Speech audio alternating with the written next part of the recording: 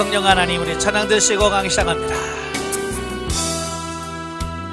성령 하나님, 나를 만지소서. 상하고 깨어져 지친 나를 새롭게 하소서. 성령의 바람 시들은 내 영 살리소서. 성령 하나님, 이 땅 고치소서. 죄악의 어둠 속에 매르는 태워주소서. 성령의 불로 세상 헛된 맘 태우소서.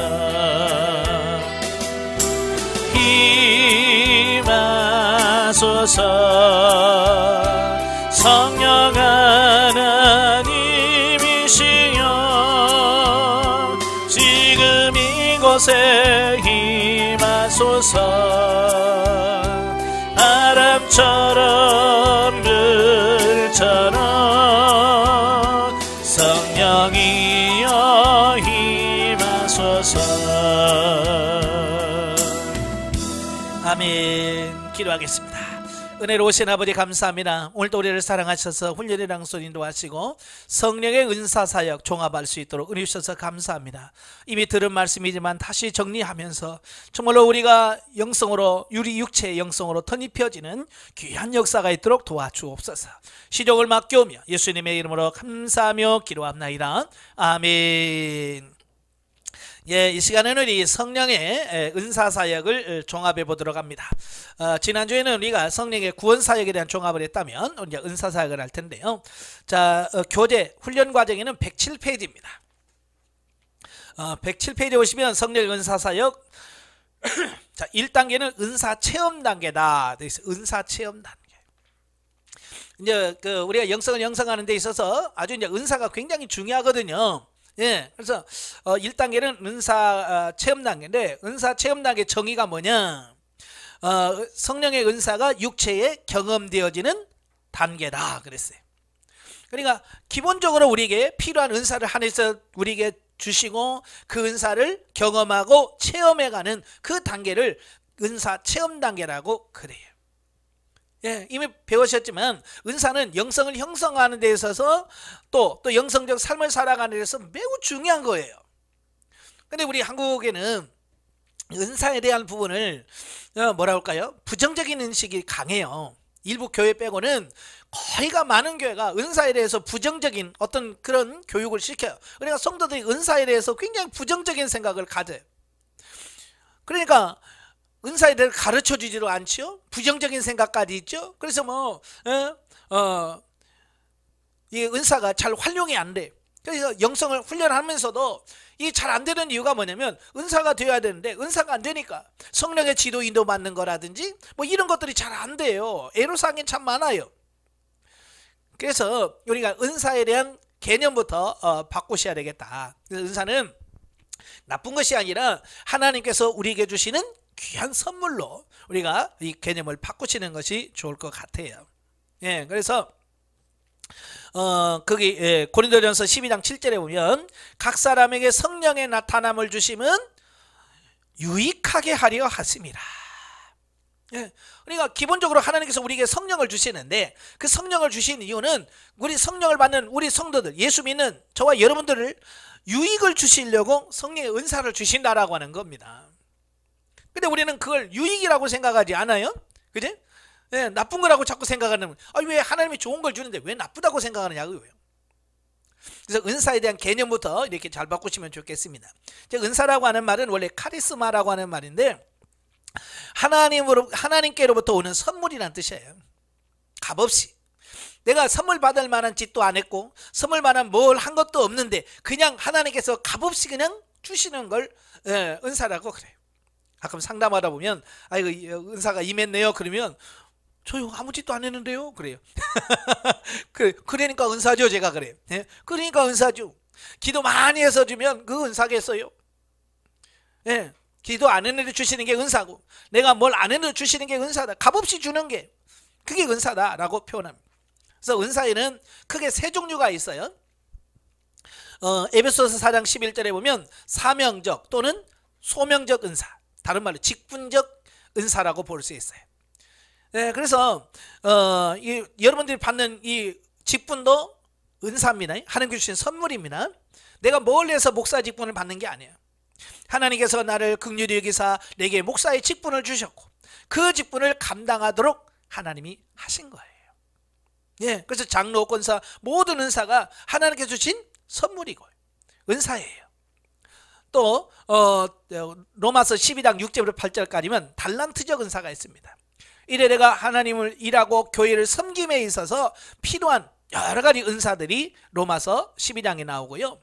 그 다음에 권능적 차원의 은사는 고린도전서 12장 7절부터 11절까지 나오는데요. 거기에 성령의 9가지 은사를 우리가 권능적 은사라고 이렇게 표현할 수 있습니다. 그래서 은사라도 같은 은사가 아니라 이렇게 다양한 게 있다. 그래서 어떤 분은 성경에 나오는 은사가 32가지, 어떤 분은 29가지, 어떤 분은 21가지, 어떤 분은 20개, 어떤 분은 19개. 성경에 나오는 은사가 이렇게 여러 가지가 있다라고 주장을 합니다. 예.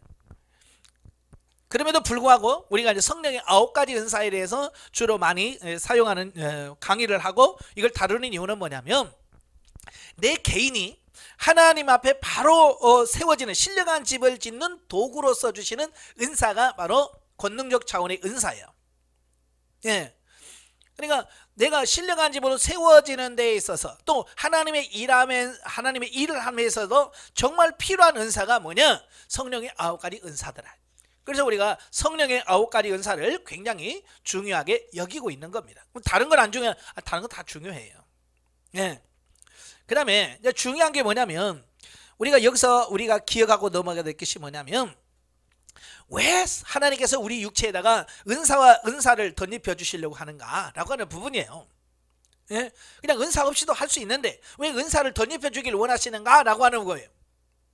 그 뭐냐면 우리 육체는 타락했단 말이에요. 그죠? 죄를 지어서 타락했어요. 타락한 육신은요 어떻게 근본적으로 하나님의 일을 할 수 있는 능력이 우리 육체에게는 없어요. 그래서 칼빈은 전적인 타락, 전적 무능이라고 표현해요. 그죠? 그리고 육체로는 타락한 육체로는 하나님이 일할 수도 없고 하나님을 섬길 수도 없어요. 이 육체는 아무것도 할 수 없어요. 그래서 하나님께서는 우리 육체에다가 은사와 능력을 덧입혀 주셔서 살 수 없는 우리를 하나님 말씀으로 살 수 있도록 만들어 주시겠다는 겁니다. 그러니까 살 수도 없는 우리에게 살아라. 그러면 어떻게 살아요? 능력이 없는데. 그렇잖아요? 아마 여러분도 그럴 거예요. 아무리 목사지만 내가 달란트가 있는 게 있고 없는 게 있잖아요. 그죠? 그러니까 내가 잘하는 걸 시키면 좋지요. 근데 못하는 걸 시키면 얼마나 힘들겠어요. 그죠? 예를 들어서 뭐 목사님들 다 똑같은 건 아니지만 어떤 분은 찬양을 잘해. 그래서 그런 분들은 찬양 시키면 좋아하잖아요. 근데 음악을 몰라. 음악을 다스려. 진짜 음치. 근데 그분한테 찬양 인도 시키라면 그거 뭐겠어요? 달란트가 없는데 하라고 하면 얼마나 그게 부담감이 되겠어요. 참 우리 목사님도 음악에 대한 기본적인 부분이 있어야 돼요. 제가 중학교 때 시골에 담임 전도사님이 오셨어요. 우리 옛날에 시골에는 목사님 못 오시고 신학교 다니시는 전도사님이 와서 목회를 했어요. 근데 이분이 음치야. 음을 완전히 다스려. 그러니까 그분이 먼저 시작하면 우리 찬송이 뭔지 몰라. 뭐든지 내 주를 가까이와 비슷해. 어떤 찬송을 불러도 참 그것도 신기해요. 날파 불 때도 시작을 하면 내 주를 가까이야. 그러니까 그분이 찬송가 몇 장 그러면 우리는 빡 쳐다보고 먼저 시작을 해야 돼. 그래야 우리가 하고 그 찬양대로 하지. 그분이 먼저 이제 시작했다 그러면 이제 끝날 때까지 우리는 헤매버려 이제. 참 그걸 보면서 참 이거 죄 쪽이 되면 음악도 조금은 그래도 뭐 가수처럼 못해도 그래도 음악은 좀 해야 되겠다라는 생각을 제가 가졌거든요. 근데 그게 없는 분한테 야 잘해 얼마나 그분은 스트레스를 받겠어요. 그지? 그러니까 있는 것 가지면 할 수 없는데 하라고 그러면 힘들잖아요. 그러나 할 수 있는 능력을 주시고 해라 라고 하면 얼마나 좋아요. 예. 그래서 하나님께서는 우리에게 뭐 할 수 없는데 야 살아, 순종할 수 없는데, 순종해가 아니라 내가 순종할 수 있게 만들어 줄 테니까 너 순종해, 내가 너 할 수 있게 해줄 테니까 해라고 한다면, 하나님께서 그래서 우리가 할 수 없는 우리에게 은사를 주셔서 그 일을 감당케 하신다 그 말이에요. 그렇게 주신다고 그러는데 그거 안 주고 됐어요, 내가 할게요 이러면 참 그거 얼마나 힘들겠어요. 그래서 제 1단계는 은사 체험 단계인데, 우리 육체에다가 은사와 능력을 덧입혀 주시려고 하시는 이유는 우리가 하나님 말씀대로 살 수 없기 때문에, 하나님께서 살 수 있도록 만들어 주시겠다라고 하셨기 때문에 우리에게 은사를 덧입혀 주신다라고 하는 거 꼭 기억하시면 좋겠습니다. 자, 특징을 보시면, 자, 첫째, 성령님의 은사를 경험하고 체험하는 수준에 불과하다. 예, 그러니까 은사 체험 단계에서는요, 아무리 많은 은사를 경험하고 체험해도요, 그냥 체험하는 수준에 불과한 거예요. 그 이상도 이하도 아닌 거예요. 예, 물론 경험에는 차이가 있는 거죠. 차이가 있어요. 예, 그리고 2단계에서 육체의 은사의 경험은 육체가 감지하는 겁니다. 원래 사실은 하나님은 영이시기 때문에, 그죠? 우리의 영이 하나님과 교제를 해야 돼. 근데 이 1단계에서는 우리의 영이 그렇게 성장하진 않아요. 그래서 하나님을 만나고 하나님을 경험하고 이 영이 하나님을 체험하는 그게 아직 안 돼요. 그래서 하나님께서는 우리 육체의 감각을 통해서 하나님을 경험케 하시고 체험케 하십니다. 그래서 하나님을 많이 경험할 때가 언제냐면 1단계예요. 1단계. 그러니까 그렇죠. 나 기도하다가 불 받았어, 막 그런 거 있잖아요. 왜냐면 이 영이 어리니까 성령님이 함께 하셔도 이 육체가 감각이 없으니까, 영의 감각이 없으니까 그걸 모르는 거예요. 성령이 내 안에 충만히 들어와도 이 감이 없어요. 그러니까 성령께서 내가 너와 함께 하고 있어, 내가 너를 지금 충만케 하는 거야 라고 하는 것을 우리 육체가 감지할 수 있도록 온몸이 뜨거워진다든지 뭐 이런 걸 경험시켜 줌을 통해서 우리가 성령이 나와 함께 하시는 거, 이걸 알게 하시는 거예요. 그게 기본 체험 단계에서 경험하는 겁니다. 그래서 저도 참 2단계 때는 참 많은 걸 경험했어요. 예, 기도하다가 불도 받아보고, 예, 온몸이 뜨거워지기도 하고, 어떨 때는 등만 뜨겁기도 하고, 어떨 때는 막 얼굴만 뜨겁기도 하고, 예?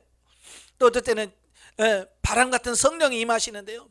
진짜 이건 이 강대상에 앉아서 이렇게 기도하면 벽에서 찬바람이 부는데요. 예, 에어컨보다 더 차가운 바람 있잖아요. 에어컨보다 더 시원한 바람이 확 불어옵니다. 아무것도 없어. 벽이야 벽. 선풍기도 없고 아무것도 없는 대로 한여름에도요, 이제 코가 맹맹할 정도로 찬바람이 확 불어옵니다. 예? 그렇게 성령께서 내가 너와 함께 하는 거야 라고 하는 것을 경험시켜 주는 겁니다. 그리고 영적으로 어리니까 그냥 경험해서 야 신비해, 나 불 체험했다, 나 막 이렇게 바람이 온다, 이게 그 정도 끝나는 거야. 왜 주시는지 그걸 깨달지는 못하는 거예요. 두 번째로, 은사의 실제가 안 되어 갑갑하고 실망하고 좌절하는 경우가 많다. 그나마 경험하는 수준인데도 불구하고 이것도 안 된다고, 서로 여기 이거 안 돼요, 저것도 안 돼요, 나는 안 돼요 라는 말을 많이 해요. 자, 그래서 답답하고 있거든요. 그럼 왜 안 될까? 하나님의 약속인데. 성경에서 분명히 뭐라고 그랬어요? 부르짖으라. 예? 부르짖으라. 내가 너와 함께 하겠고, 예? 주겠다라고 약속했잖아요. 결국은 뭐예요? 예, 우리가 기도하지 않으면 이 은사는 아무리 하나님의 약속이라도 내가 기도하지 않으면 이 약속이 우리에게 임하지 않아요. 아시겠어요? 그래서 우리가 기도하셔야 돼요. 예, 대부분 기도하는 사람들은 다 돼요. 제가 늘 그러잖아요. 저는 원래 은사가 잘 안 나타나는 체질이라. 그럼에도 불구하고 하루에 6시간씩 기도하니까 나 같은 모내안도 되더라. 문제는 뭐냐? 내가 기도 안 하니까, 그만큼 기도 안 하니까 안 되는 겁니다. 좀 해보세요. 한번 다 되게 돼 있어요. 안 되는 게, 제가 하도 그래요. 안 되는 게 기적이야. 되는 건 하나님 약속이니까 그냥 되는 건 기본이고, 안 되는 게 기적이다. 기도하지 않으면 안 되게 돼 있어요. 그 다음에 세 번째, 은사에 대하여 무지함으로 확신을 갖지 못한다. 예, 대부분의 많은 사람들이요, 은사에 대해서 진짜 무지해요. 왜? 잘 안 가르쳐 주니까. 은사에 대해서 저도요, 제가 은사에 대해서 공부하면서 내가 그렇게 신앙생활 하면서 은사에 대해서 제대로 가르쳐 준 사람이 있나 봤더니 하나도 없어. 목사 되기까지, 심지어 신학교 들어가서도 은사를 제대로 가르쳐 준 교수님이 없어요. 그래서 제가 은사를 어디서 배웠나 했더니 교회 다니면서 그 권사님들이 방언은 이런 거야 뭐 이런 거 있잖아요. 교회에서 그런 거밖에 없어. 그러니까 은사에 대한 제대로 된 교육이 없더라 이거예요. 그러니까 성도들이, 목사가 된 저도 은사에 대해서 제대로 배워본 적이 없는데, 그죠? 재본 적이 없으니까 어떻게 제대로 가르칠 수가 있겠어요? 우리 목회자도 마찬가지예요. 은사에 대해서 제대로 배워보고 제대로 알아야 성도들에게 제대로 가르쳐줘야 그들에게 오해가 없이 그 은사를 활용할 텐데.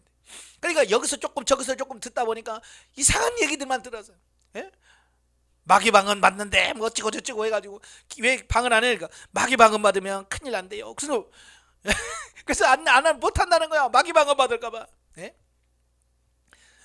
그래서 저와 여러분들이 성도들에게 제대로 된 은사에 대한 부분을 가르쳐야 돼.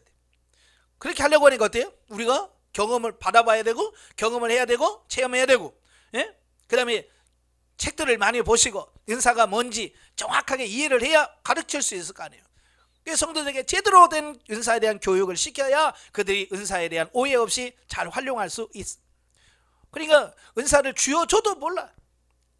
방언 통역이 이런 거예요 라고 해도 몰라. 실제로 자기가 하고 있으면서도 몰라. 하도 제가 방언 통역을 못한다고 그래서, 아니 기도하다가 이런 생각들 오잖아요. 그러니까 네 맞아요, 그게 통역이에요. 에이 뭐 그게 통역이에요 그런단 말이에요. 이게 뭐냐면 방언 통역을 꼭 귀의하려고 야 이렇게 해라 뭐 천둥 번개처럼 막 이렇게 그렇게 말할 줄 아는 거야. 아니에요. 방언 통역은요 마치 내 생각처럼 오는 거예요. 물론 이제 분별하라고 그러죠. 왜냐면 이 생각처럼 오지만 이 생각이 그냥 성령의 은사를 통해서 오는 생각만 있는 게 아니고, 내 안에는 이미 육신의 생각도 있고 마귀가 넣어준 생각도 있고 영의 생각도 있고 하나님이 넣어준 생각도 있고 네 가지 생각이 있단 말이에요. 그러니까 이걸 분별해야죠.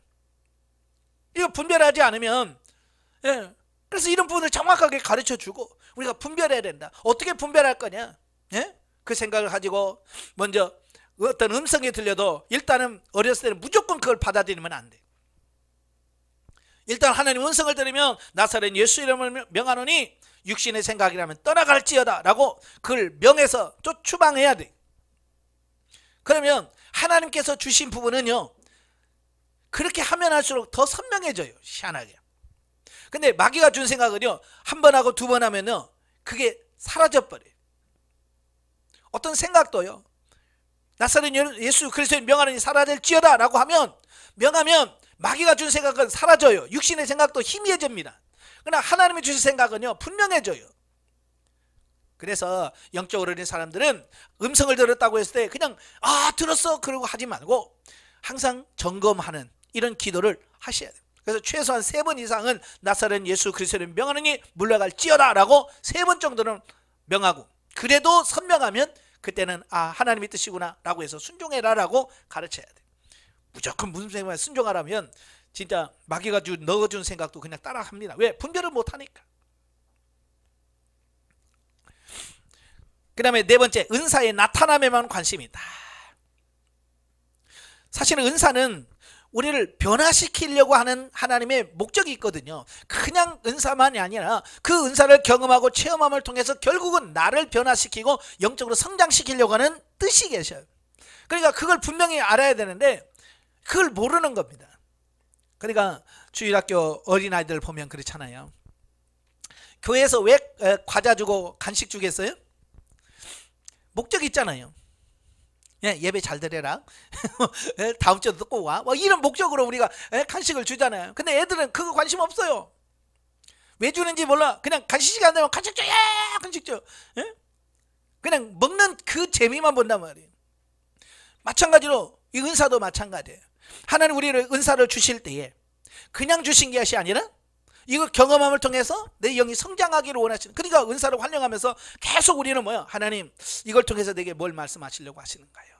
이걸 통해서 내 가치관을 어떤 걸 깨시려고 하시나요? 라고 자꾸 물으면서 그 하나님의 목적, 그 뜻을 찾아가면서 가야 되는데 전혀 거기에 관심 없으면 우리는 많은 은사를 경험하면서 엉뚱하게 갈 수 있어요. 그 다음에 다섯 번째, 은사는 체험 속에서 몇 가지가 동시에 나타나고 활용되어진다. 예, 그러니까 은사는 한 가지만 사용되는 게 아니라 여러 가지 은사가 복합적으로 다양하게 활용되는 겁니다. 그래서 성령의 은사를 9개를 다 받으려는 이유가 뭐냐면, 예를 들어서 이런 거요. 어떤 사람이 아파요. 아픈 사람에서 기도합니다. 보통 보면 그러면 신윤사면 되겠네 라고 생각합니다. 그러나 그 아픈 사람을 치유를 위해서 기도할 때는 신유은사도 물론 필요하겠지만 지식의 말씀의 은사와 지혜의 말씀을 통해서 그게 원인이 뭔지, 그죠? 원인이 뭔지 알게 되고, 그 다음에 어떻게 해야, 지혜의 말씀을 통해서 어떻게 해야 되는지 묻고, 그 다음에 방언으로 기도하고, 통역을 통해서 하나님의 뜻을 이해하고, 예언을 통해서 분명히 하나님의 뜻을 알고, 그 다음에 치유은사가 들어가는 겁니다. 그 다음에 또 영분별 은사로 이게 악한 영의 역사인지 성령의 역사인지 분별해 가고, 또 그게 실제가 되어지도록 믿음의 역사가 역사하고. 그러니까요, 병을 고칠 때 그냥 신유은사만 생각하는 게 아니라 이 9가지 은사가 동시에 같이 활용이 되어지는 거예요. 그러니까 하나씩만 받아갖고는 안 돼요. 만약에 1인당 하나씩만 받으려고 하면, 어떤 사람을 놓고 기도하려면 9명이 모여야 돼. 그렇잖아요. 각자가 은사 받은 사람끼리 다 모여. 예? 방언하는 사람 모여, 통역하는 사람, 예언하는 사람, 믿음의 은사, 병 보는 사람 다 모여가 9명이 모여가지고 각자가, 예? 지식의 말씀 은사는 성경 말씀을 받고, 지혜의 말씀은 어떻게 해야 되고, 예언의 은사는 방언하는 사람 방언하고, 통역하는 사람 방언, 이렇게 해야 돼. 얼마나 힘들겠어요. 그지? 그래서 하나님께서는 우리 개개인에게 다 9가지 은사를 주시고 그 은사를 통해서 활용하기를 원하시는 거예요. 자, 그 다음에 훈련입니다. 충분한 기도가 요구된다. 예, 은사는 기도 빼면 말할 수가 없어요.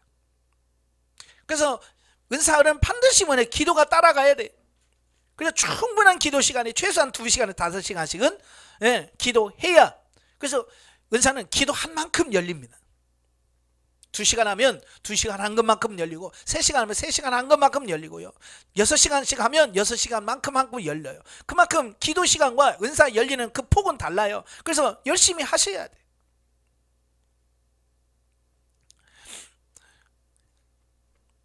그 다음에 두 번째, 받은 은사를 감사함으로 적극 활용해야 된다. 대부분 은사를 받으려고만 하지 활용하려고 하지 않는다는 겁니다. 예, 받는 데만 초점을 맞춰, 받는 것만 목적이 되지 받고 나서 어떻게 이걸 활용하지? 라고 하는 걸 잘 안 해요. 그래서 다 나 방언할 줄 알아요? 나 예언할 줄 알아요? 거기서 끝나버려요. 그걸 통해서 하나님 뭘 하기를 원하시는지 하나님께 물으면서 계속 가야 돼요. 그렇지 않으면 땅에 묻어두는 종처럼 그냥 받고 그냥 끝이야. 받고 그냥 묻어둬. 그러니까 활용이 안 되죠. 의미가 없는 거예요. 세 번째로, 육체의 욕망, 욕구를 제어하는 훈련을 하지 않으면 육신으로 흘러서 육신의 욕망과 욕구를 이루기 위해서 은사를 활용하게 된다. 여러분, 육체는 이 은사는요, 우리 육체를 통해서 나타납니다. 예, 우리 육체를 통해서 이 은사가 나타나요. 그래서 이 육의 욕망과 이게 죽어지지 않으면 결국 은사는 육신적으로 갈 수밖에 없습니다. 그래서 이 은사는 항상 영성과 같이 가야 돼. 그래서 성령의 구원사역과 은사사역은 같이 가야지, 구원사역, 영혼에 관한 부분이 없이, 다시 말하면 영적인 성장이 없이 은사만 가면요 반드시 실용주의로 빠집니다. 육신으로 빠져요.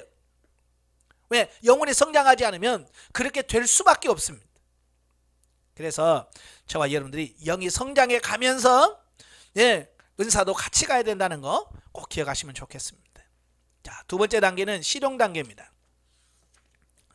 123페이지에 보시면 두 번째 단계는 실용 단계인데요. 그 정의를 보면 은사 활용면에 있어서 하나님의 의도보다도 내 입장에서 판단하고 혼이 중심이 되어 육신적인 이익을 위하여 사용하는 단계다 그랬어요. 그러니까 하나님의 뜻에 맞춰서 은사를 활용하려 못하고, 예? 아직도 내 입장에서, 예? 내 입장에서 판단하고 혼이 중심이 되어서 육신의 이익을 위하여 은사를 활용하는 단계가, 예, 신용 단계다 보면 돼. 자, 성령에게 구원살 때 말씀드렸죠. 이 신용 단계는 윤리 단계와 같은 단계예요. 우리 사람으로 말하면 중학교, 고등학교 수준이다라고 보시면 됩니다. 그러니까 어느 정도 알 것 같으면서도 아직 제대로 사라지지 않는 그 단계가 바로 실용 단계다라고 이렇게 볼 수 있습니다. 그래서 여기서 나타나는 특징이 뭐냐? 육신의 이기적인 이득을 바라며 은사를 활용한다라고 하는 겁니다. 그러니까 은사가 나타나면 그걸 하나님의 뜻이 뭐냐, 하나님 원하는 게 뭐냐라고 하는 부분을 우리가 깨달아야 되죠. 예를 들어서 이런 거예요. 예? 부모님이 자녀들에게 용돈을 줬어요. 용돈을 주면 부모가 왜 용돈을 주는지를 알아야 될 거 아니에요. 그지? 저도 이제 우리 아이들 어렸을 때 이제 아이들한테 용돈을 어떻게 써야 되는지 가르쳐야 되겠다 싶어가지고 아이들을 불러놓고 1,000원씩을 일단 줘봤어요. 초등학생 때인데 1,000원씩 주니까요, 받자마자 고맙습니다 하더니 슈퍼로 뛰어가. 호다닥 저놈이 막 탁 튀어나가. 나중에 하나씩 빨고 들어. 그래서 얘들은 아직 때가 안 됐구나. 그래서 한 2번 줬다가 안 줬어요. 왜? 줘봐야 얘들은 몸에도 안 좋으면 가서 사탕 하나씩 빨고 오는데 그거 주는 의미가 없잖아요. 그래서 조금 더 커서 다시 줘봤어요. 다시 주니까 이제는 조금 컸다고, 예? 11조 해야지. 그러면서 11조 떼서 떼고, 그래서 이렇게 떼는 거야. 예. 그래서 얘들이 이제 커서 조금 쓸 줄 아네. 자, 그래서 용돈이 조금씩 늘어가는 거예요. 1,000원 주던 거 2,000원 주고, 2,000원 주던 거 3,000원 주고, 자, 이렇게 하면서 늘려가면서 그걸 어떻게 쓰는 방법을 터득하는. 그러니까 부모가 용돈을 줄 때 그냥 슈퍼 가서 과자 사 먹으라 주는 게 아니잖아요. 물질을 어떻게 쓰는지를 배워라. 돈을 어떻게 관리하는지를 배워라는 차원에서 주는 거 아니에요. 그죠? 마찬가지 은사를 줬을 때 그냥 자기 육신의 이익을 위해서 써먹으라고 준 건 아니잖아요. 물론 그 용돈 안에는 자기가 필요한 거 사 먹기로 그도 들어있어요. 그 안에 다가 아니에요. 그죠? 준 것 중에 일부는 사 먹어도 되는 게 있습니다. 이게 분별을 잘 하셔야 돼요. 은사를 주신 것도, 예, 자기를 위해서 할 것도 있어요. 근데 전부를 다 육신의 이익을 위해서 쓰면 안 되는 거죠. 예. 그래서 자꾸 하나님 뜻에 묻는 거 그만큼 중요한 겁니다. 할 때도 하나님 이거 어떻게 해요? 하나님 어떻게 하기를 원하십니까? 라고 자꾸 물어야만 육신의 생각대로 하질 않아요. 그러니까 우리 자녀들이 이제 묻잖아요. 아빠 이거 어떻게 쓰면 돼요? 자, 물으면 그래 이건 11조는 이렇게 해야 돼. 그래서 11조 이렇게 떼라. 그래서 이제 11조 통을 하나씩 줘가지고, 예? 돈이 생기면 그 11조 넣게 하고 그걸 모아서 한 달에 한 번씩 11조 헌금하게 하고, 자, 이렇게 그 훈련을 통해서 물어보면 이렇게 해라, 이렇게 가르쳐서 그게 갈 수 있도록 만들어 주는 거거든요. 하나님도 마찬가지예요. 늘 하나님께 물으셔야 돼요. 하나님 어떻게 해요? 하나님 어떻게 하면 좋겠습니까? 이렇게 물어서 주님께서 말씀하신 대로 은사를 활용해가는 이 부분이 중요한 겁니다.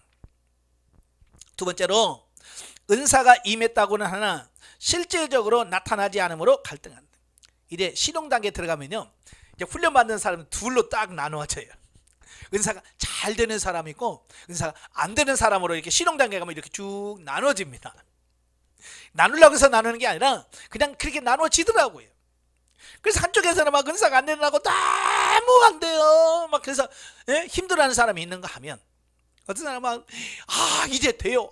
이제 돼요라고 하는 분들이 많거든요. 자, 그러면 이제 그 사람들 잘 보면 원래부터 안 됐는지 되다가 안 됐는지도 우리가 분별하셔야 돼요. 예, 저 같은 경우는 원래 이제 기본 체험 단계 때는 잘 됐어요. 근데 실용 단계 들어가면서부터 안 됐어. 그래서 진리 단계까지 안 되더라고요. 자, 왜냐? 잘 되다 안 되는 사람은 잘 되는 것을 줘도 이게 내가 잘 활용하지 못할 수 있잖아요. 잘못될 수 있잖아요. 그러면 어때요? 하나님께서 브레이크 밟는다고 그랬죠. 싹 밟아주셔요. 안 되게 만드셔요. 그래서 육신으로 흘러가지 않도록 은사주의로 흘러가지 않도록 하나님께서 막아주시는 겁니다. 그래서 그런 사람들은 걱정할 거 없어요. 왜? 때가 되면 다시 됩니다. 근데 문제는 뭐냐? 원래부터 안 되는 사람들이 있잖아요. 이분들은 문제야. 됐다가 안 된 사람들은 하나님께서 우리의 사고와 가치관을 육신으로 흘러가지 않도록 하나님께서 이렇게 막아주시는 그런 부분이 원래부터 안 된 사람은 뭐예요? 기도 안 하니까 아예 은사가 안 열린 분들이 많아요. 저도 이제 같이 훈련받은 목사님들 중에서 이렇게 목요 기도가 하잖아요. 목요 기도할 때 이제 설교 끝나고 여러분 중에서 방언 안 되신 분, 은사 안 되신 분 나오세요. 기도해 드리겠습니다. 그러잖아요. 그래서 기도하면 막 강대상에 쫙 올라가. 근데 안양에 계신 목사님은요, 생명당에 되는데 훈련받은 2년이 되는데도 매번 나가. 나는 안 돼. 나는 안 돼. 참 그러신 분도 있더라고요. 훈련받은 2년이나 되는데도 창피하게 나가. 우리는 창피하게 2년이나 되놓고 그 나가냐고. 그 나가야지. 안 되니까.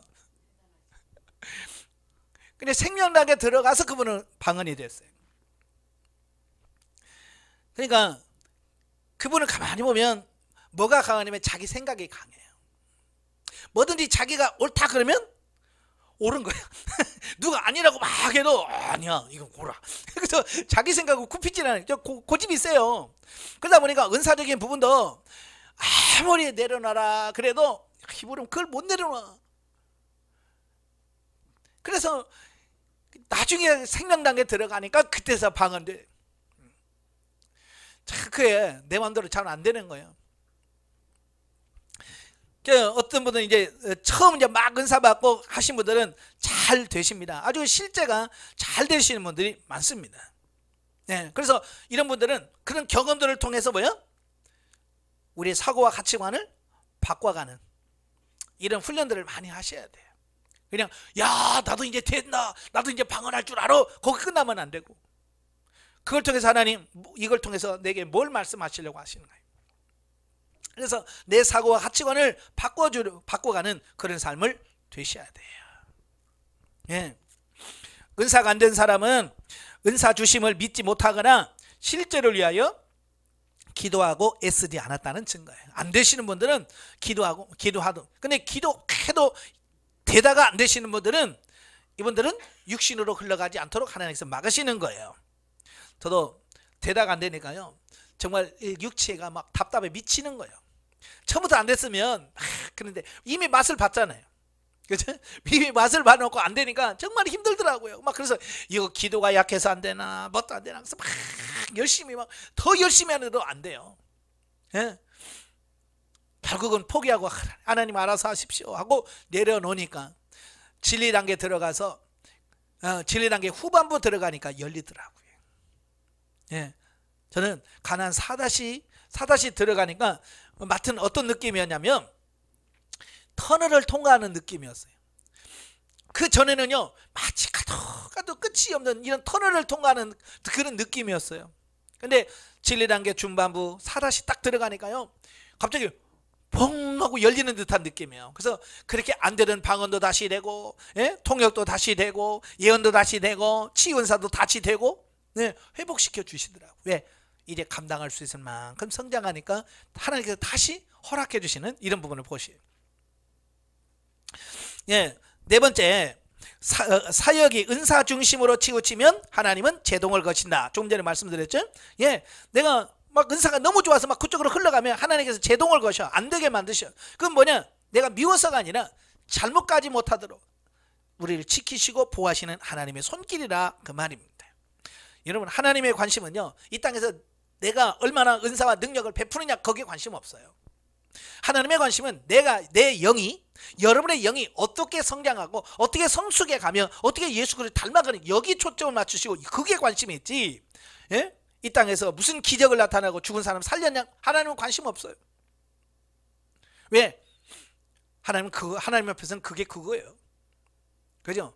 그래서 우리는 나타남에다 초점 맞추시면 안 돼.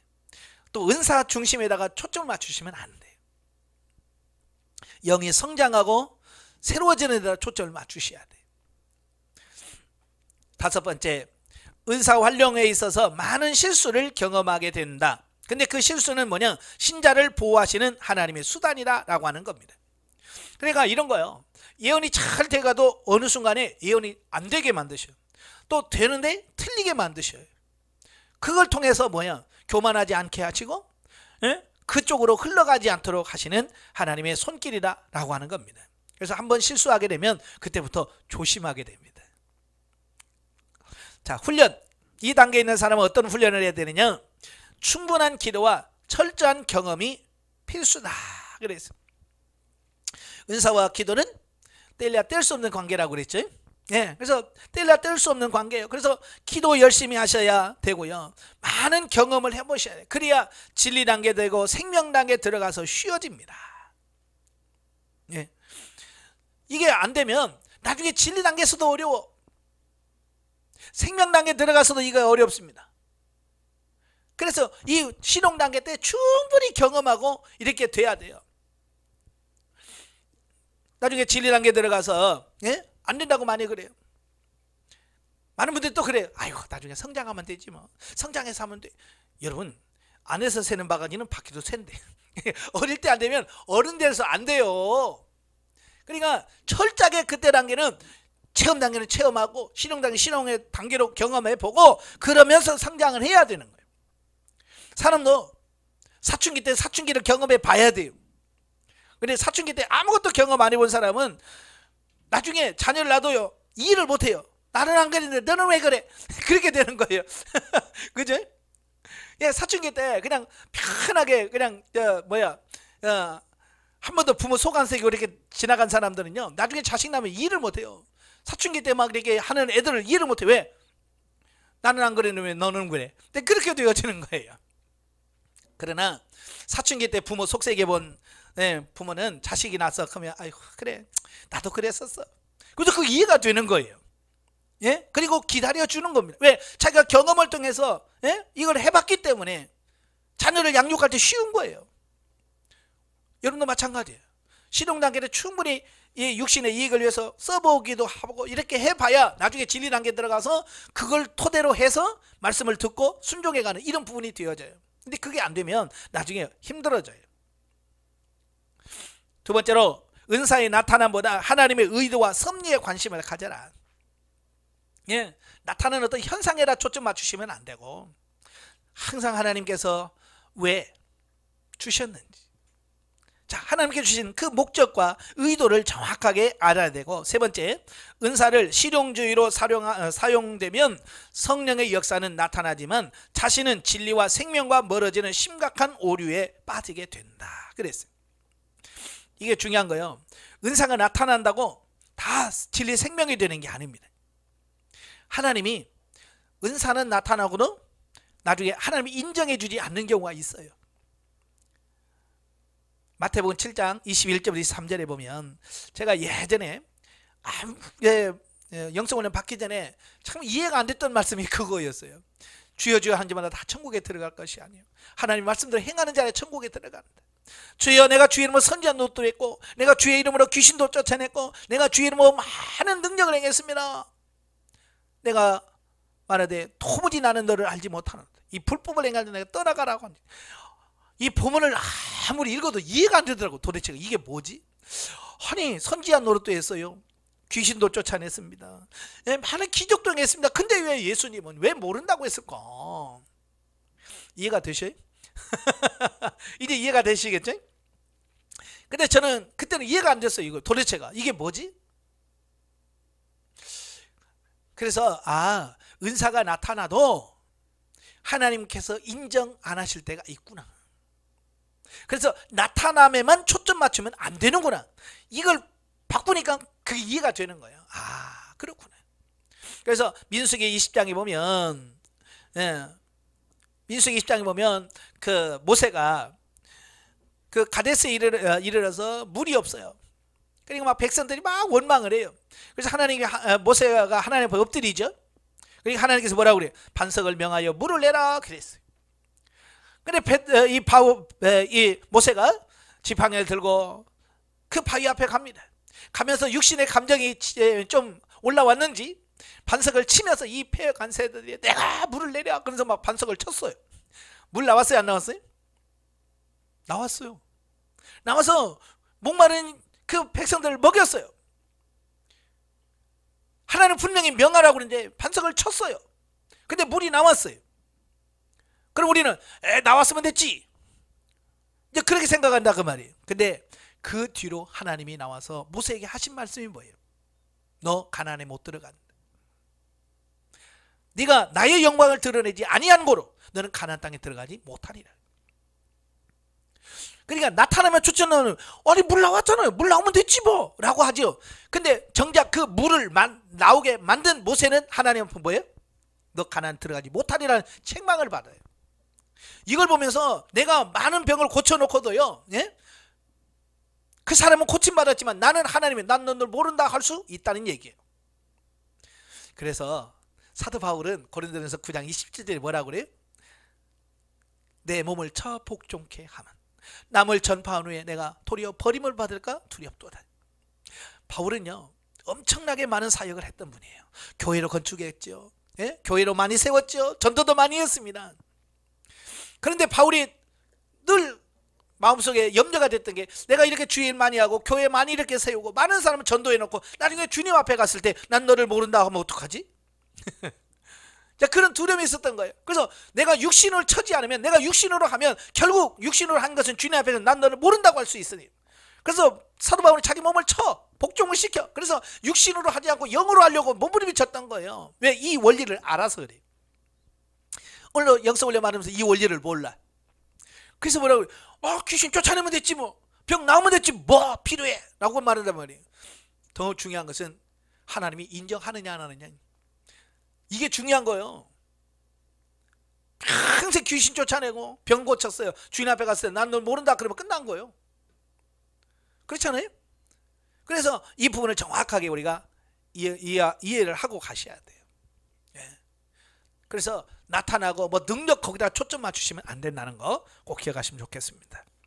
자, 진리단계로 넘어갑니다. 134페이지 보시면 진리단계예요.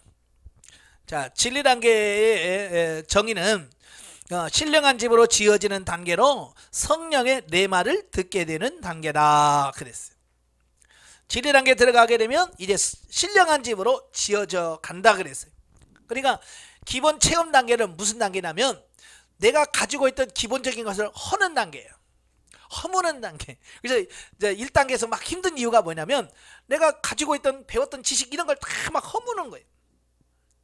허물어서 다 그런 걸 파내버리는 겁니다. 그래서 선지식 뭐 이런 것들 내려놓게 하셔요. 그 다음에 실용 단계에서는 터를 닦는 겁니다. 성전 지을 준비를 하는 겁니다. 기초 공사를 해요. 그 다음에 진리 단계 들어가게 되면 터를 닦아놓은 그곳에다가 이제 벽돌을 쌓고 문을 달고 실제로 이제 집을 짓는 건축하는 단계에 들어간다라고 보시면 되겠습니다. 자, 그래서 이제 신령한 집으로 지어지기 시작하는 단계가 진리 단계입니다. 예, 그 전에는 신령한 집이 안 지어져요. 터만 닦고 있죠. 자, 그러면서 성령의 레마를 듣게 된다 그랬어요. 우리가 레마라고 하는 말 많이 들으셨죠? 예. 우리가 하나님의 말씀을 가리키는 헬라어 두 가지가 있어요. 로고스와 레마입니다. 보통 이제 로고스라고 하는 것은 기록되어진 하나님의 말씀을 로고스라고 주로 우리가 말하죠. 그래서 성경 말씀은 로고스예요. 그런데 그 로고스, 기록되어진 하나님의 말씀이 나에게 적용되어지는 것을 레마라 그래요. 그래서 성경 66권이 다 하나님의 말씀이죠. 그죠? 뭐 마태복음은 하나님의 말씀 아닌가요? 다 하나님의 말씀이에요. 그런데 그 말씀이 내게 딱 들어지는 거, 예를 들어서 이런 거예요. 하나님, 이번 주 설교 어디 할까요? 라고 물었을 때 성령께서 마태복음 5장 1절부터 10절, 바로 그게 뭐예요? 레마예요. 레마. 기록되어진 하나님의 말씀 로고스지만 그것이 내게 들려지는 걸 레마라고 할 수 있어요. 그래서 레마를 들어야 이제 내 삶 속에서 하나님의 말씀대로 사라져지는 이런 부분이 나타나는 겁니다. 아시겠죠? 예. 그래서 레마를 받는 단계에 성령의 지도 인도를 따를 때 삶이 하나님의 말씀대로 이루어진다는 사실을 깨닫는 단계, 성전 건축이 시작되는 단계다 그랬어요. 특징, 레마를 듣게 된다. 물론 그 전에는 못 듣느냐? 아니요, 듣습니다. 광야 때도 주님의 음성을 듣습니다. 예? 신앙 단계도 하나님의 음성을 들어요. 그러나 진리 단계에 들어가게 되면 이제 정말 구체적으로 하나님의 말씀을 듣게 됩니다. 그래서 구체적인 지도와 인도를 받음. 예. 그래서 은사가 실제가 되어질 때 이 하나님의 음성이 잘 들리는 거예요. 자, 여러분, 자, 그래서 방언 통역 예언이 잘 돼야 돼요. 레마는 주로 방언 통역 예언을 통해서 많이 오거든요. 그죠? 그래서 방언 통역 예언이 안 되면 하나님 음성을 못 들어. 그래서 여러분도 이 핸드폰이 있잖아요. 핸드폰이 좋아야 잘 들릴 거 아니에요. 그죠? 지금은 그래도 잘 들립니다. 근데 옛날 처음 나올 때는요, 이게 안 됐어요. 그래서 전화기 갖고 막 마당에 나가서 막 기도하고 이렇게, 왜 그 전파가 안 잡을 때 시골에 가면 막 산에 올라가고 그랬어요. 옛날에 전화기에 팔뚝만한 전화기 있잖아요. 큰 거. 그건 가다 보면 어릴 때 안 돼. 그럼 막 산 위에 올라가서 막 하고 그랬어요. 예. 그러니까 은사가 잘 되면 문제가 없는데 잘 안 되면 그렇게 기도원에 가야 되고 막 그래요. 예? 그래서 기도 좀 세게 하면 되고, 예? 그렇지 않으면 안 되고, 그런 분이에요. 그러나 이제 성능이 좋아지면 어디서든지 다 되잖아요. 예. 자, 레마를 들어서 구체적으로 지도 인도를 받으셔야 돼요. 그러니까 이 일반적인 집을 지을 때도 마찬가지예요.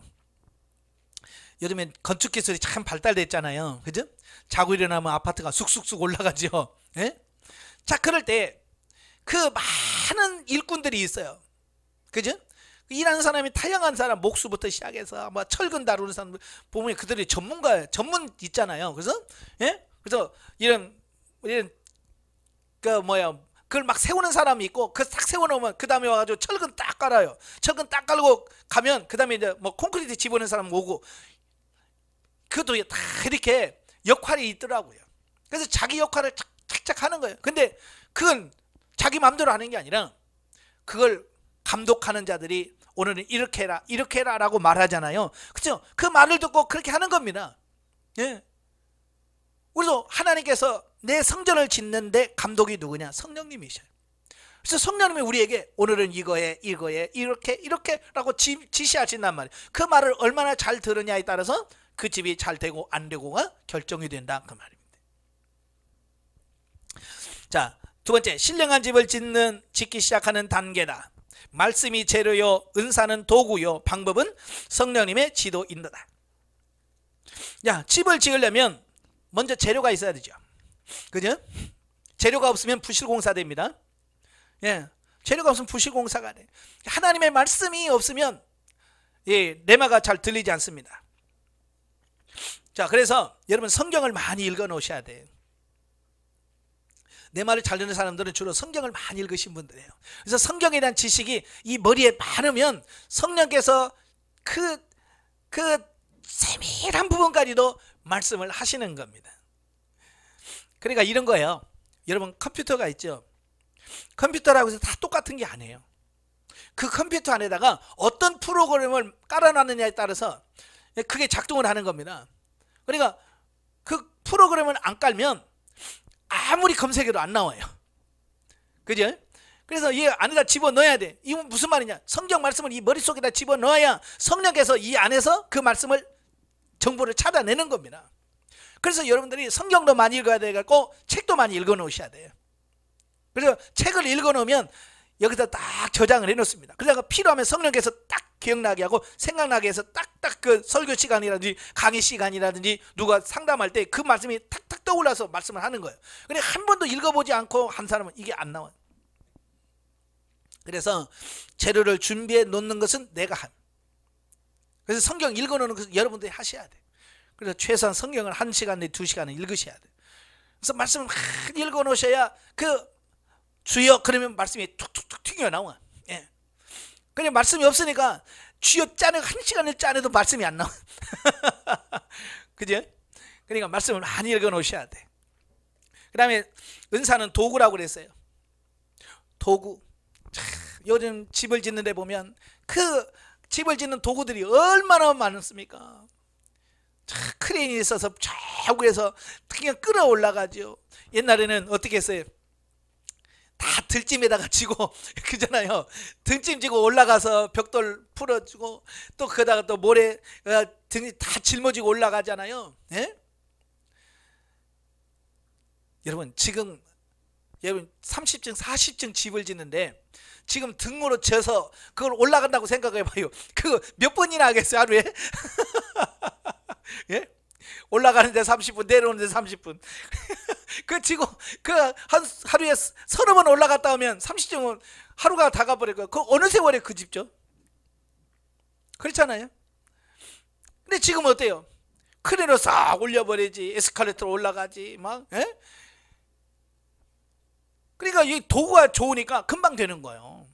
마찬가지요. 은사도 내가 잘 활용해서 좋은 은사를 가지고 있으면 일이 잘 되는 겁니다. 아시겠죠? 그래서 여러분들이 은사를 많이 활용해서 그렇게 잘 활용되도록 만드셔야 돼요. 그 다음에 방법은 성령의 지도와 인도예요. 내 마음대로 하면 안 되고 항상 하나님께 묻고 성령의 지도하신 대로 순종하는 것이 필요합니다.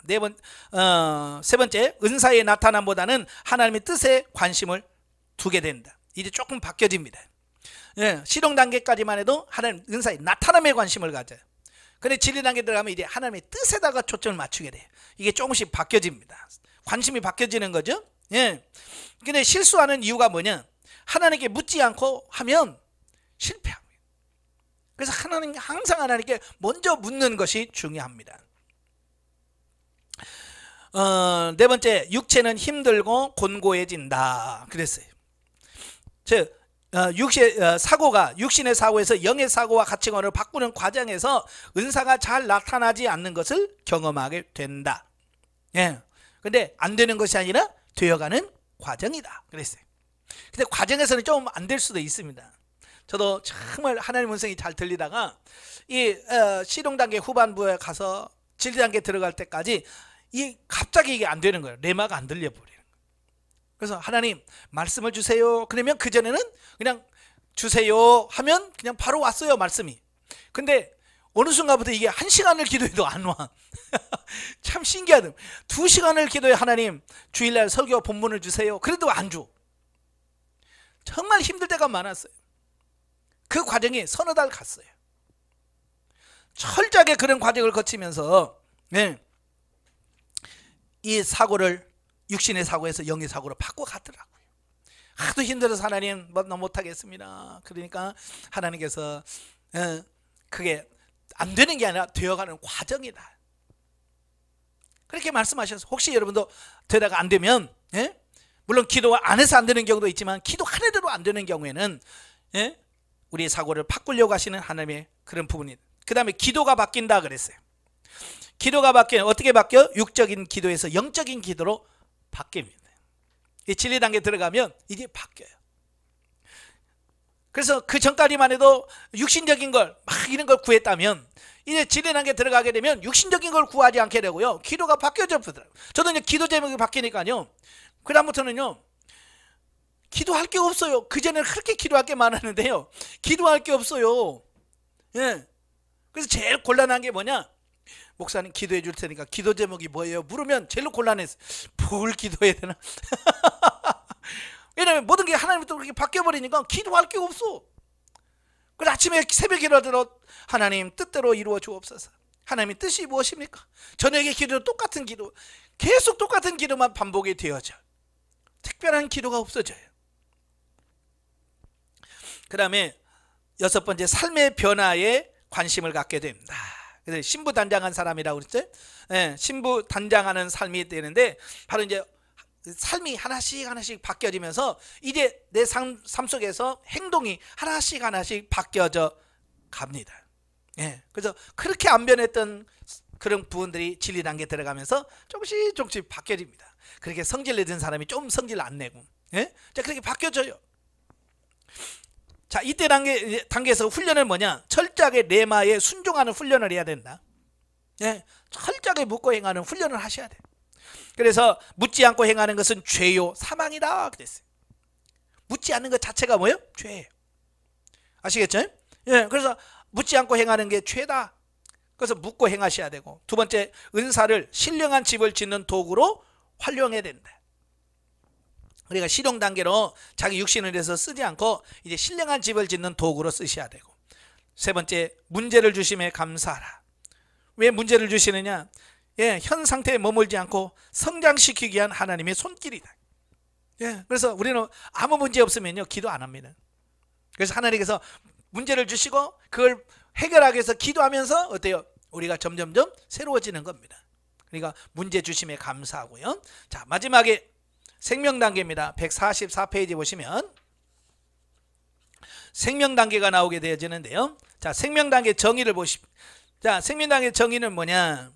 신령한 집으로 지어지고 아울러 성령님의 지도와 인도를 받아 생명적인 삶이 되는 단계로서 말씀을 지켜 행하면 행하는 대로 생명으로 바뀌는 단계다 그랬어요.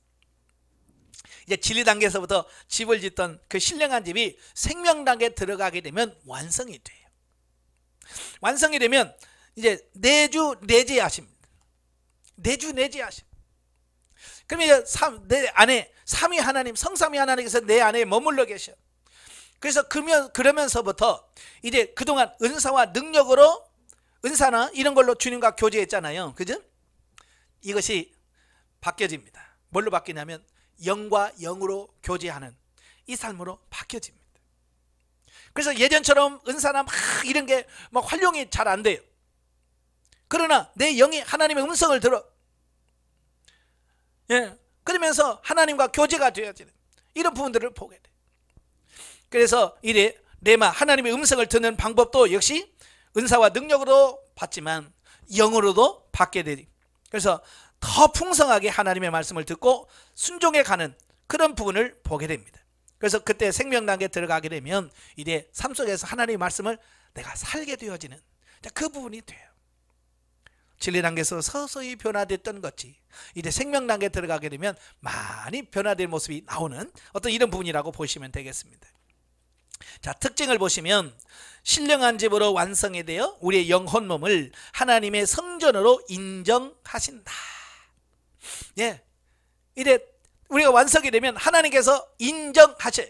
그래서 구약 시대에 모세가 성막을 만들잖아요. 성막을 만들고 낙성식을 하죠. 그때 어떻게 했어요? 구름으로 하나님께서 친히 그 성막 안에 임재하셨어요. 솔로몬이 성전을 지을 때도 똑같았어요. 그 구름으로 그 성전 안에 팍 차셨어요.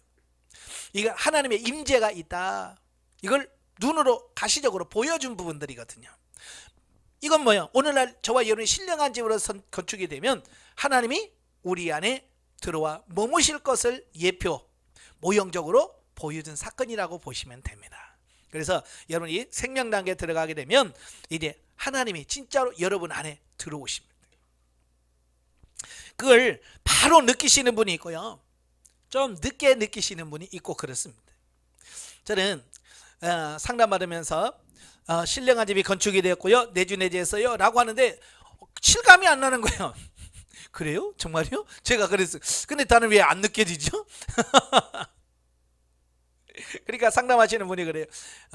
좀 있으면 될 거예요 그러더라고. 그래서 저는 그 말을 듣고 나서 3개월 후에 그렇구나 이게 느껴졌어요. 3개월이 지났는데요, 내가 하나님께 물으니까요, 예전에는 방언으로 통해서 이 은사적으로 주님과 교제했는데 이 안에서 주님께서 말씀하시는 거예요. 내 안에서. 깜짝 놀랐습니다. 그 전에 그렇게 내 안에 하나님이 계신다 들었어, 수없이 들었는데 그게 실감이 안 나는데 정말로 이 안에서 주님이 말씀하시는 걸 들으면서 정말 주님이 내 안에 계시네? 이게 깨달아지는 거예요. 그래서 시간이 조금 지나면 이해가 되고 깨달아질 거예요. 자, 특징을 보시면 첫째, 신령한 집으로 완성이 되어 우리의 영혼 몸을 하나님의 성전으로 인정하신다. 삼일째 하나님이 내주 내재하신다. 그래서 요한복음 14장 23절에 보면 너희가 내 말씀을 지키면 우리가 너희에게 와서 거처를 삼는다라고 말씀했잖아요. 그 거처가 뭐예요? 집이에요, 집.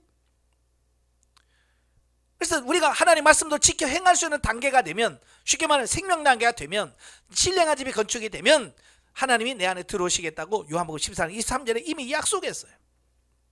그리고 고린도서 3장 16절에 뭐예요? 너희 몸이 하나님이 가시는 성전인 줄 알지 못하느냐. 예, 성전으로 삼아 주겠다는 거예요. 그게 실제가 이렇게. 그리고 이제 내주 내제에는 우리가 결혼식이라고 비유를 들었죠. 결혼하는 거예요. 예, 결혼하게 되면 어때요? 같이 사는 거죠. 그죠?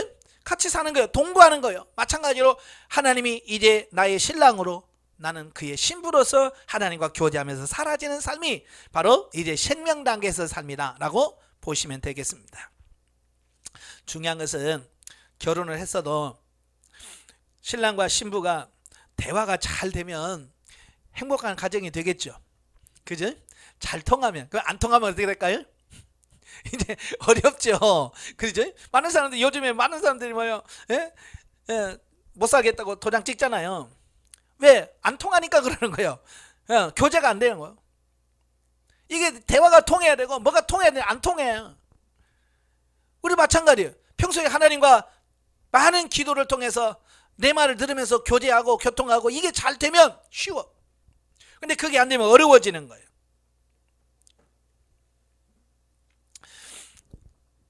자, 두 번째, 받은 은사를 진리적 차원에서 평범하게 활용하여 성령님의 지도와 인도를 따라 순종하고 복종할 때 우리의 삶은 모두 생명으로 바뀌게 된다. 예. 생명당에 들어오면 모든 것이 생명으로 다 바뀌는 은혜가 있습니다. 저도 이제 이게 이해가 잘 안 됐어요. 이게 뭘 이게 이해가 안 될까? 하나님 좀 깨닫게 해주세요라고 기도했더니 주님께서 이렇게 말씀하시는 거예요. 야, 여자가 시집 가기 전에는 열심히 직장에서 일해서 뭘 사다 놓으면 누구 거가 되냐 그러시더라고요. 그죠? 여러분 결혼하기 전에, 우리 여성분들 결혼하기 전에 직장 생활 하잖아요. 그죠? 직장 생활에서 월급 타요. 월급 타서 뭘 뭐 사서 집에다 놓으면 누구 거가 돼요? 친정 엄마 거 돼. 친정 아버지 거 돼. 물론 내 거지만 나중에 시집 갈 때 그거 갖고 가요? 안 갖고 가. 예를 들어서 TV 하나 큰 거 사다 놨어요. 나중에 시집 갈 때 이거 내가 사는 내가 갖고 갈래. 그런 딸 없어. 다 놓고 자기는 새 거 사 갖고 가. 그러니까 결국은 그런 거야. 예? 결혼하기 전에는 아무리 많은 걸 사놔도 내 거 안 돼. 옷이나 이런 거나 자기 거 되지. 뭐 이런 가전제품 사놓으면 자기 거 안 돼. 그러니까 좀 머리가 있는 이 여자들은 자기 집에다 안 사다 놔. 그죠? 별로 안 내놔. 그다음 어디다 넣느냐면 통장에다 넣어놔. 왜? 통장에 넣는 거 갖고 갈 수 있거든요. 예, 시집 갈 때 통장 주고 가라 그런 부모 없잖아요. 그죠? 뭐 TV 사놓은 거 놓고 가, 냉장고 사놓은 거 놓고 가, 그런 건 말해도 야 통장에 놓고 가 그런 말 안 해요. 그러니까 이거예요. 바로 이제 그걸 통해서 하나님 깨닫게 하시는 거예요. 진리 단계에서만 해도 내가 열심히 해버려서 뭘 해놔도 이건 내 거 안 되는 거야. 생명이 안 되는구나. 그러나 결혼해서 이제 내 살림을 딱 차리잖아요. 그죠? 내 집을 딱 마련해 놓고 거기다 사놓으면 전부 다 내 거가 되는 거예요. TV 사다 놓으면 내 거 되고, 예? 냉장고 사다 놓으면 내 거 되고, 예? 침대 사다 놓으면 내 거 되고, 다 사다 놓으면 내 거가 돼. 바로 이런 거더라고. 생명이 된다는 게 그런 거야. 예? 지리 단계 때만 해도 네가 뭘 해도 그게 네 생명이 안 됐어. 근데 생명 단계 들어가면 네가 뭘 하든지 다 생명이 되는 거야. 자, 그렇게 말씀하시는 거야. 이해가 확 되더라고. 예. 그 다음에 세 번째, 성령 9가지 은사를 충분히 활용함으로써 하나님께 신령한 제사를 드리는 제사장의 역할을 감당할 수 있다. 예. 여기서 신령한 제사라고 하는 것은 뭐요? 몸으로 사라지는 걸 말해요. 예, 산제물이라는 게 뭐예요? 살아있는 육체를 가지고 하나님의 뜻을 행하고 섬기는 걸 말하는 거거든요. 그러니까 이 생명 단계에 들어와야 실질적으로 이런 삶의 변화가 나타나서 사라지는 것이 나온다 그 말입니다. 네 번째, 은사가 생명 단계에 들어가게 되면 성령의 지도와 인도를 받는 범위가 확대된다. 예, 이래 그 범위가 확대되어져요. 마치 결혼하기 전에는 친정집과 직장이라고 하는 이 부분에서 그물타리가 거기죠, 그죠? 근데 시집을 가면요, 친정이 있죠, 시댁이 있죠. 그러면서 이게 활동 반경이 어때요? 확 넓혀져요, 그죠? 그래서 시집 가게 되는 친정 아버지, 친정 엄마 생일만 챙기면 돼요, 그죠? 근데 시집을 가면 물론 친정 엄마 아버지 생일도 챙기지만 시아버지, 시어머니 생일도 챙겨야 되고, 예, 그죠? 배로 갑자기 늘어나. 옛날에 친정만 생각했잖아요. 근데 시집을 가면 또 뭐야? 시누이가 있으면 시누이 챙겨야지, 시동생 챙겨야지. 예? 또 거기만 챙깁니까? 시댁 가면 뭐 시댁만 있습니까? 또 시댁에 작은 집, 큰 집 뭐 해갖고 얼마나 많습니까? 그런데 활동 범위가 확 늘어나는 거잖아요, 그죠? 마찬가지로 생명 단계 들어가게 되면 내가 활동하는, 사역하는 이런 범위들이 확장되어지는 어떤 이런 부분들을 예매요. 그리고 다섯 번째, 성령님의 조명으로 상대방의 영적 상태를 알 수 있게 된다. 예, 생명 단계 들어가면 이제 영 안에 성령님이 계시죠. 그 다음에 은사와 능력, 방언 통역, 예언을 통해서 하나님과 이해가 되죠. 그 다음에 또 지식의 말씀에 지혜의 말씀을 통해서 이제 깨달아지죠. 그러니까 이제 뭐요? 상대방의 영적인 상태가 보여지는 겁니다.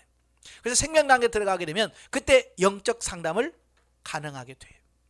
예, 누구나 할 수 있습니다. 그것도 그냥 되어지는 게 아니라 훈련을 통해서 되어집니다. 자, 훈련 2단계 있는 사람 훈련은 뭐냐? 은사가 생명이 되도록 하라. 그러니까 영적적 삶을 살기 위해서 전력 투구해야 된다. 그냥 가만히 있는 것, 이제 성장했으니까 저절로 되겠지? 아니에요. 다 하나님 뭐예요? 행한 대로 갚아주시고 심은 대로 거두게 하시는 하나님인 거예요. 그래서 영적인 삶을 살려고 더 노력하셔야 됩니다. 두 번째로, 받은 은사대로 성실과 부지런함으로 활용하되 삶 속에서 본을 보여야 한다.